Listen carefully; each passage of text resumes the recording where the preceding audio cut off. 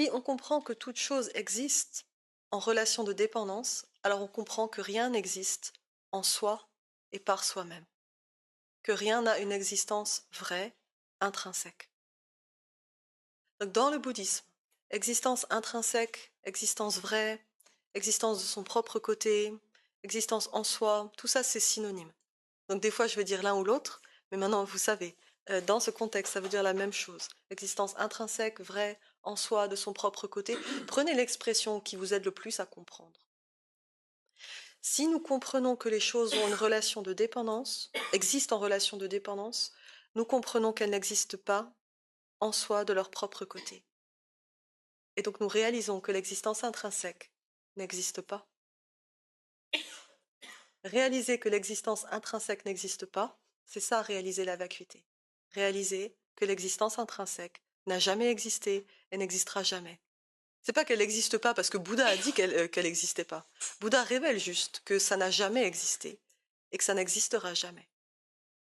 Donc relation de dépendance, existence intrinsèque, c'est deux modes d'existence qui sont mutuellement exclusifs. Si quelque chose existe en relation de dépendance, ça prouve qu'il n'a pas d'existence en lui-même et par lui-même. Donc dans un bouddhisme moderne, que vous pouvez télécharger gratuitement si ça vous intéresse, il y a un enseignement il y a un grand chapitre sur la vacuité, et il y a un enseignement sur la relation de dépendance.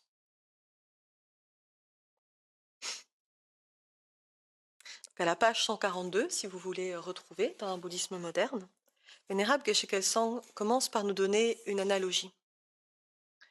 Si toutes les causes et conditions atmosphériques nécessaires sont rassemblées, des nuages apparaissent.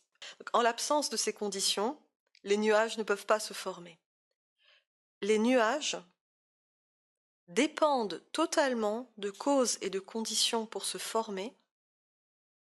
Sans ces causes et conditions, ils n'ont pas le pouvoir de se former.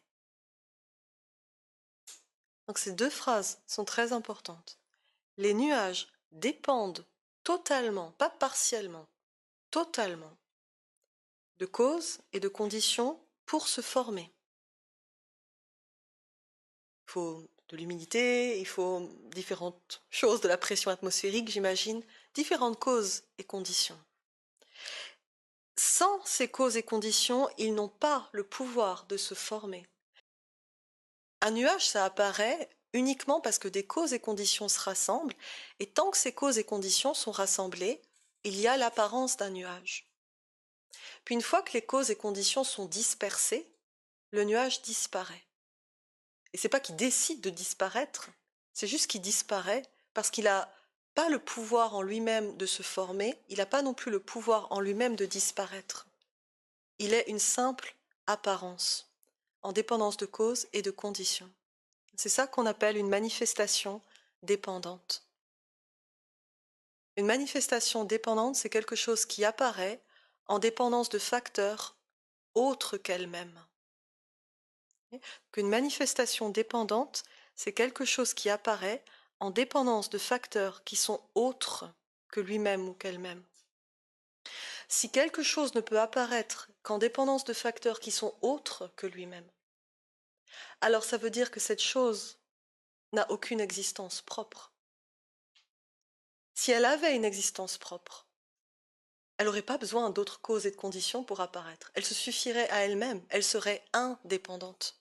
Et donc elle pourrait décider d'apparaître et puis de disparaître par elle-même. Les causes et conditions n'auraient aucun pouvoir sur elle pour la faire disparaître. Donc avec les nuages, nous comprenons. Geshe l'a dit, il en va de même des montagnes, des planètes, des corps, des différents types d'esprits et de tous les autres phénomènes produits.